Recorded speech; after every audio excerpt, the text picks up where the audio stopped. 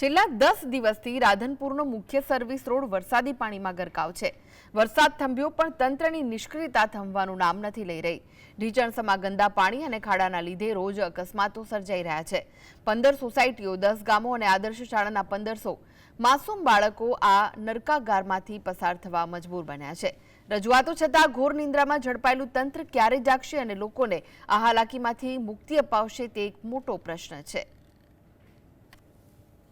પેલા પાણી પણ નીકળી ગયું, પણ તાત્કાલિક કાલે સરકારના સાહેબ શ્રી આવતા હતા, એમને સરકારની કામગીરી સારી દેખાય, નગરપાલિકાની કામગીરી સારી દેખાય, એના માટે તાત્કાલિક જે મેન ગટર લાઈન હતી એની અંદર બંધ કરી અને પાણી સોસાયટી ખેતરોમાં વળવામાં આવ્યું, ખેતરોમાંથી પાછું સોસાયટીઓમાં આવ્યું, સોસાયટીમાંથી આવ્યું જે અત્યારે આદેશની અંદર જે 5000 બાળકો છે ભણે છે વિદ્યાર્થીઓ, એમને આવવા જવા માટે જે ગામડામાંથી આવી રહ્યા 24 કલાક ભણી રહે, બરાબર, એમને અત્યારે જે જવામાં આવવામાં એટલી બધી મુશ્કેલી પડી રહી છે કે એના કારણે રોગચાળો પણ ભયંકર થઈ